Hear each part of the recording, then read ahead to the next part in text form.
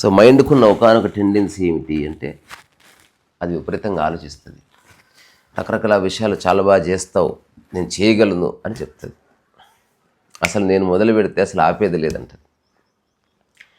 కానీ చేయడం మొదలుపెట్టిన తర్వాత within couple of minutes and అవర్స్లో అమ్మో ఇది మన వల్ల కాదు, నేను అనుకున్నట్టు ఇది లేనే లేదు, ఇదేంది ఇంత కష్టమవుతుంది అని సాకులు వెతుకుతుంది.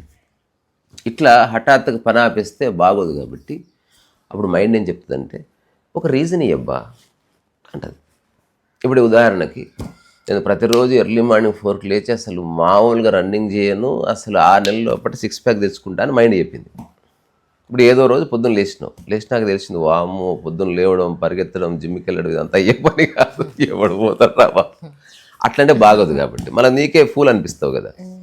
అందుకని మైండ్ ఏం చెప్తుంది, ఇమ్మీడియట్గా దానికి మెకానిజం ఉంటుంది లోపల, అంత నీలోనే ఉంది. అదేమంటుందంటే సార్ రీజన్ చెప్పు.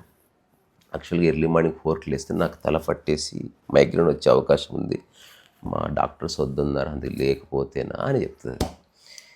ఇది యూనివర్సల్ ఫినామినా. కానీ ఎవరు నిజంగా మైండ్ని అర్థం చేసుకున్నాడు అంటే ఆలోచన రాగానే దాన్ని సమగ్రంగా దర్శిస్తాడు. సినిమా తీయాలనిపించింది, చాలామంది చెప్తారు, వాగుతారు. వాడు దాన్ని అర్థం చేసుకున్నాడు. సినిమా తీసిన వాళ్ళ కష్ట నష్టాలు కనుక్కున్నాడు. ఆ సినిమా లొకేషన్లో నిశ్చలంగా చూశాడు.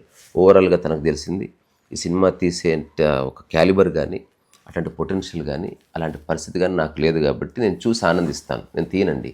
ఇది క్లారిటీ. అప్పుడు వాడు ఏ విషయాలు చేయగలనో అవి చేసుకుంటాడు, ఏ విషయాలు తాను చేయలేడో దాని గురించి ఒక్క మాట కూడా మాట్లాడు. ఇది యాక్చువల్గా జీవన విధానం కింద లెక్క.